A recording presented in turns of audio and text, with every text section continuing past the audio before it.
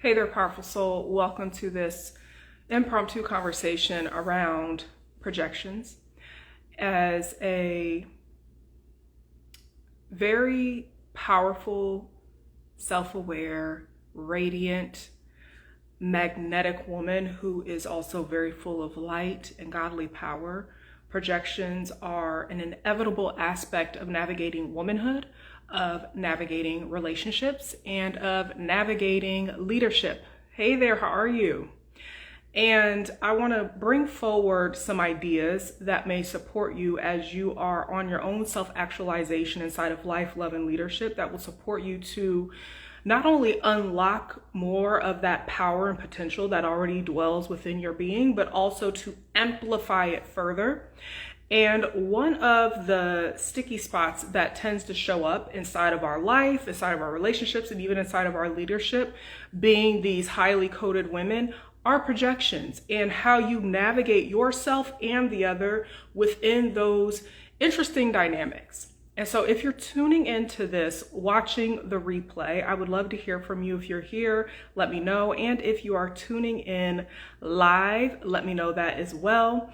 And if you know someone who would find value in what I'm sharing, if you would share this, that would really mean a lot. And I would really, truly appreciate it. It really supports to co-create together community and drawing in the individuals who feel aligned to be in this type of space. So I invite you to first just take a moment to tune in how you're feeling. We're often asked how we're doing. If you notice, people will say, how are you doing? But rarely are we asked, how are we being? How are we feeling? So I invite you to take a moment to tune in to how are you feeling? How are you being on this beautiful Tuesday or whatever day of the week it is for you, wherever you're at in the world watching this.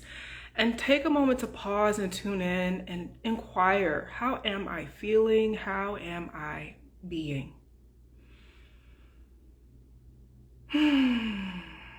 It's taking a moment. And when you're ready, you can come back into this virtual space. If you want to type in the chat what came through for you, you are more than welcome to share. Again, this conversation this afternoon is going to be about projections are confessions. Pay attention. Projections is a concept that I have talked about for years inside of my work as a feminine guide and spiritual mentor. And it doesn't matter how evolved you are. It doesn't matter what level you feel like you are inside of your life, inside of your love, or even inside of your leadership. Projections are an inevitable aspect of our self-actualization journey. I believe they are also these initiatory aspects of our journey for deepening into the embodiment of who we are, holding more godly power, holding more light so that we can amplify it out into the world and co-create heaven on earth in this lifetime. And when you are this type of individual and you tend to come into contact with unaware others, individuals who are unaware that they are unaware. This could be inside of your family. This could be inside of your network. Maybe there are some individuals that you're connected to in business or in the work that you do. This could be inside of your peer group. This could be inside of closer relationships even. And this concept of projections is really where someone is projecting something at you, toward you, whether it is energetically or verbally or both. And it's something that is really true about them, but they're shifting that blame. They're shifting that pointing of the finger toward you rather than going deeper into self-inquiry and asking themselves those self-reflective, introspective questions about what's actually coming up for them. For instance, when you are a very magnetic, very radiant, feminine being, and you are full of power, you're full of light, you're full of all these giftings that God has given you, and you are out in the world doing your thing, moving how you move, being how you be, your very presence can trigger somebody. Maybe they got some demons, as we like to say, inside of them. Sometimes we say that jokingly, but sometimes folks do have something going on inside of them, right? You could have a conversation with someone and they can feel something on the inside that is truth being activated within them, but because they are unaware that they are unaware, because they don't know how to hold themselves in the midst of an ouch, as I like to say. An ouch moment is where we are hearing a truth. And there is an old African proverb that says the truth is bitter, meaning there are times in our journey where we will hear truth and it will sting. It does not feel good. It will feel as if somebody is throwing a little, I like to say, truth serum. Hey there, how are you, my dear? At us. And when you allow the truth serum to be the elixir and the medicine that it's meant to be, it can transform you. It can be a very alchemic experience. However, when you don't know how to drink the truth serum and allow that elixir in and be the medication for your soul to support you in your evolution and your growth and your self-actualization, what people tend to do is then they project it back because they don't know how to really look at, ooh, something came up for me. And it may be painful. And when you can't hold what's painful and you can't hold what that feeling on the inside of your body is, people tend to either project it out and blame shift, or they self-sabotage and they self-destruct, turn to numbing mechanisms, turn to different vices, turn to different addictions. There's different dynamics of why people do this. But in this particular scenario we're talking about here today, we're talking about individuals who will project back at you because they can't hold the truth. They can't hold the trigger. They can't hold what's coming up inside of them as a result of a conversation that's being had, or as a result of your presence, or as a result of you being a sacred mirror. Especially those of you who are here to do more spiritual type of work. We are mirrors. And that can be very triggering for people. And your very presence can trigger someone. You could have a conversation and someone will be activated. There have been many times on my journey, especially here on these internet streets, where I've been attacked online for speaking what I've been given by God to say, and they come for me. Because they can't hold that truth. They can't hold, I feel triggered by that. I don't like how that made me feel. I don't like that I got to look at myself in the mirror. I don't like that I have to take responsibility. I don't like that I have to be accountable for my thoughts, feelings, actions, and behaviors. I don't like it, and I'm resisting change. And as the old saying goes, what you resist persists. And so if someone is in a pattern of resisting transformation, resisting change, and you come into contact with your sacred mirror and you're mirroring to them a different standard, a different way of being, and they don't like that reflection in the mirror, that projection comes. Now, what's less important is about what they do and why they do it. What's more important is, who are you in these interactions? Are you able to be the observer, not the absorber? This is a concept that I've taught for years inside of my work. Are you able to observe what's happening without getting sucked in and pulled into the experience?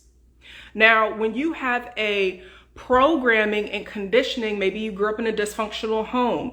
Maybe you grew up around people who tried to gaslight you out of believing your truths. Many of us were very spiritually gifted, even as young ones. We knew who we were as kids. Some of us had this awareness that was not normal, that was very unusual. We knew things that no one told us or taught us. And so when you have that about yourself, you could have grown up around adults, caretakers, parents who wanted you to be quiet, who wanted you to shut up, who wanted to muzzle your mouth, who wanted you to stay in line, who didn't want you to rock the boat, who wanted you to not disrupt status quo.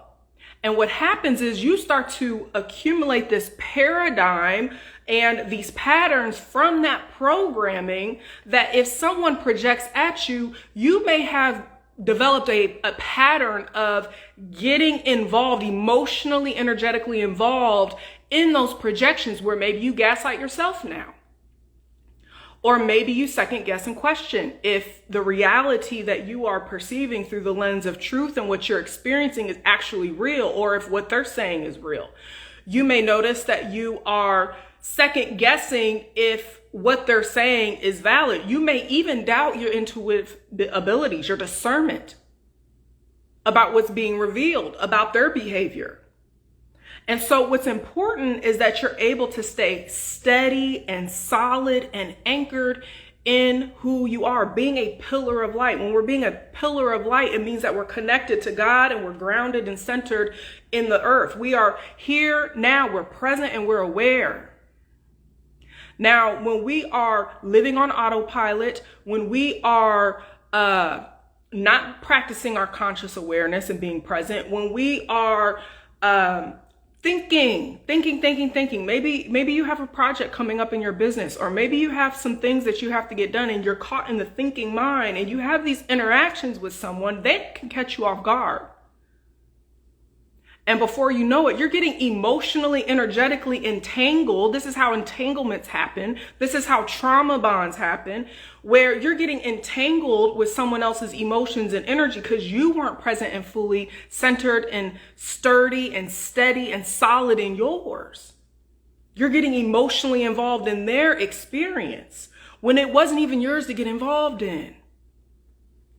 And so I have found something interesting in my years of doing this work, not only as a practitioner and a guide, but also as somebody who is doing this work for myself for a lifetime. You know, this is just who I be. This is for me too, first and foremost. I'm a student before I'm ever a teacher. And I have noticed that when people are projecting, they're actually confessing. That's why I call this projections are confessions. Pay attention.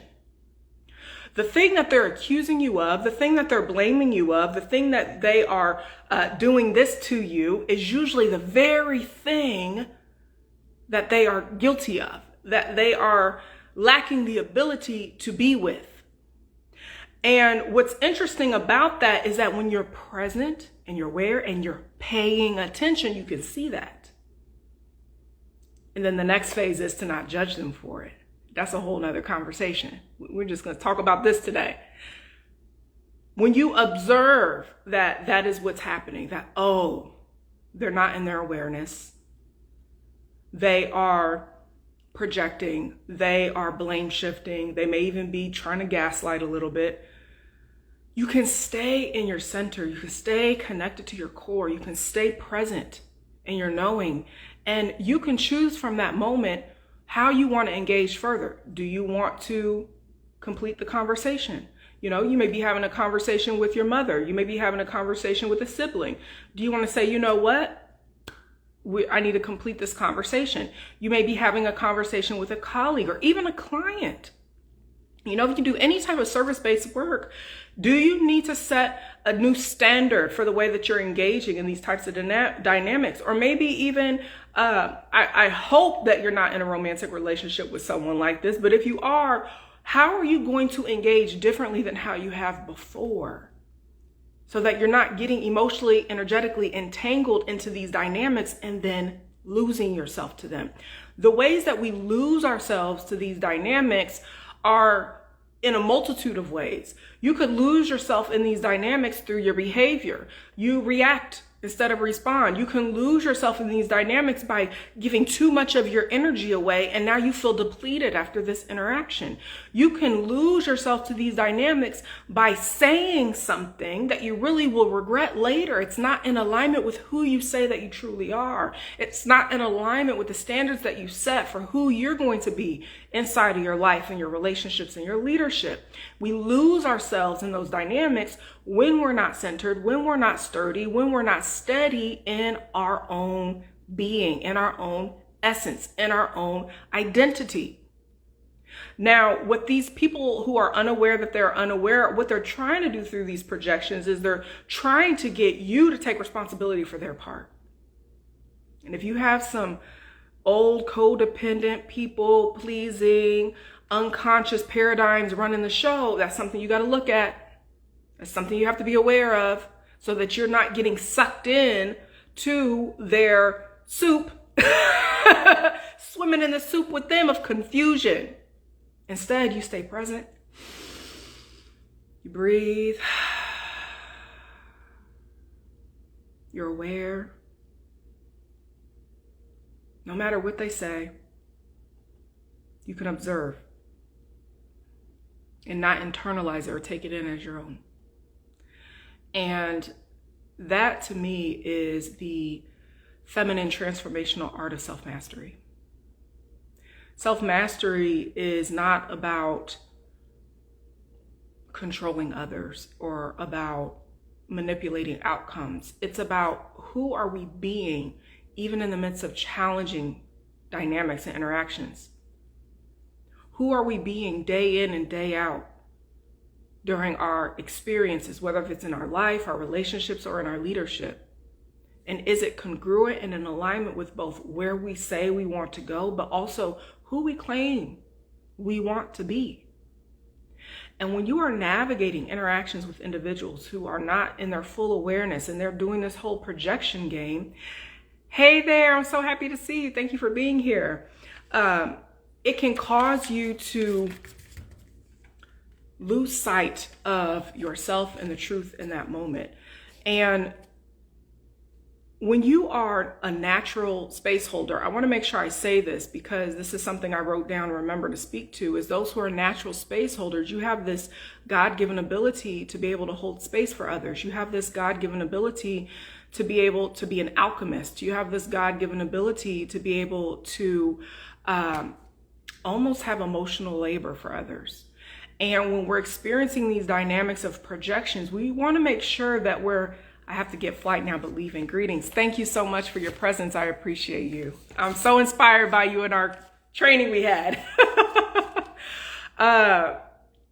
We can fall into old patterns of these knee-jerk reactions where you may want to hold space for them in a way that is not energetically in alignment and in a way that can cause you to get off balance with your own beingness first. And so what happens in these moments is, again, you get emotionally, energetically entangled in these interactions, and there could be confusion. There could be disagreements that turn into arguments. There could be you going days and days and days of rumination about this interaction.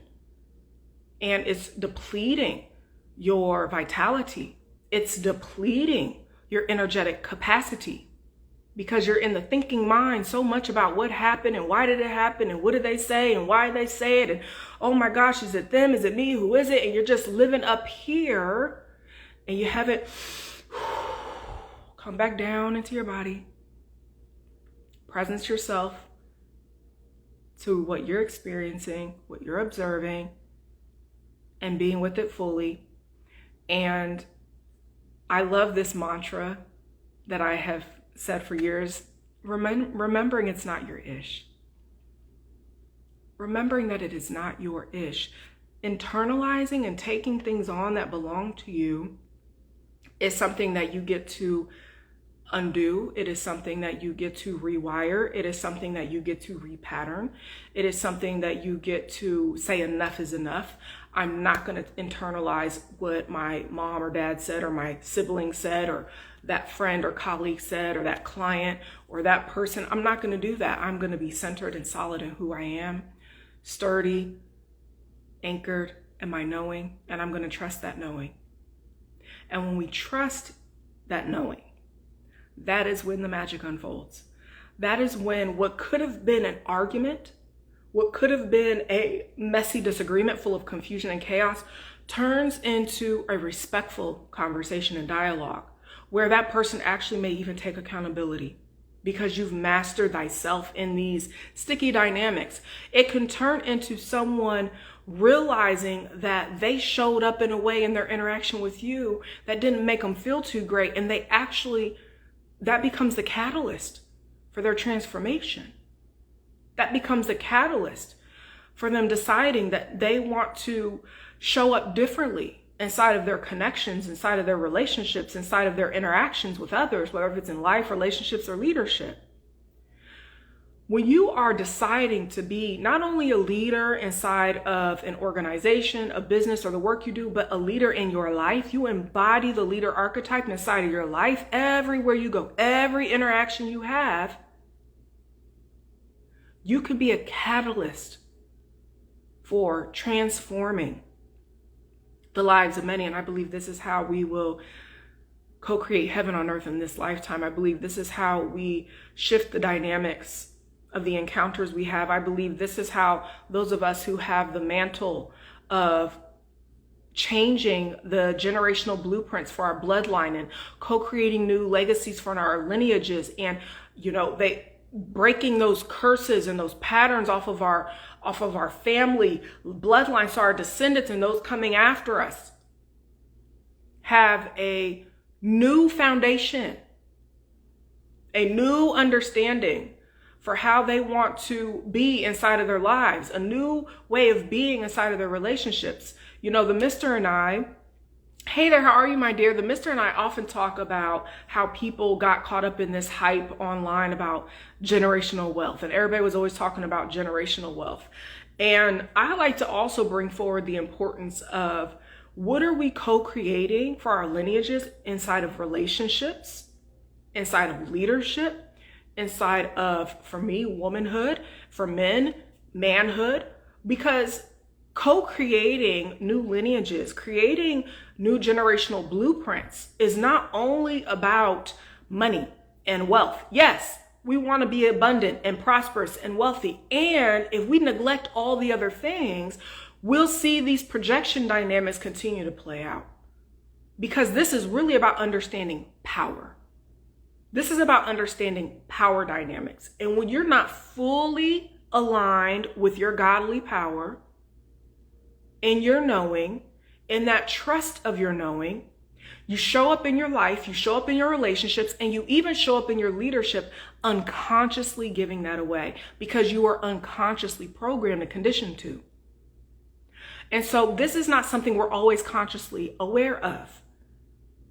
That's why we got to go beneath the surface. That's why we have to go into the body. That's why I bring different approaches inside of my work, where my guidance and my mentorship is not just us talking. This is not talk therapy. There is guidance in the correct approach that's going to support you to alchemize and transform so that you are unlocking more of your power and potential as a woman, lover, and leader.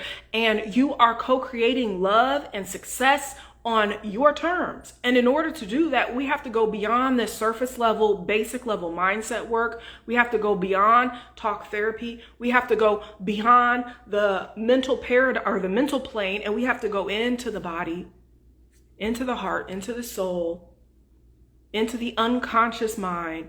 And that is where the real transformation begins. And when we are able to go deep inside in that way, then we can start to experience permanent transformation. Permanent transformation. And that's when we start to experience miracles inside of our lives, inside of our relationships, inside of our leadership, where you're experiencing your marriage and your relationship with your beloved that's better than the beginning, where you are experiencing yourself in new ways inside of your leadership of creating greater impact for the world, where you are experiencing your radiance and your empowerment in a new way out in the world, and dynamics and interactions and conversations with others, where old things in the past that may have tripped you up and caused you to not hold on to yourself and lose yourself a little bit in those interactions, those are of the past. You don't do that anymore. Even when individuals try to subtly draw you back in to the past, you're able to stay solid and sturdy in who you are. You're not easily tricked and prayed to go back into past patterns and behaviors. And I believe it's important to mention this because oftentimes when you are transforming at rapid speed, which is something that those who work with me experience, is supernatural expansion and transformation, people get comfortable with you at a certain level inside of your consciousness and your identity. And what that is that they feel more comfortable about how they feel about themselves in your presence when you weren't fully in your power, in your magnetism, in your radiance, and you were leaking it out a little bit here and there, and you were getting caught up and tripped up here and there. But when you are solid, you're locked in, you're centered, connected to your core, steady and sturdy, in your knowing, and you trust it. They subtly will try to reel you back in because this version of you makes them feel uncomfortable because maybe they haven't leveled up yet. Maybe they haven't transformed yet. Maybe they haven't faced their shadows yet. Maybe they haven't transformed their paradigms and their programming and conditioning yet. So instead of getting sucked in, you get to be that pillar of light that I talked about at the beginning of this conversation.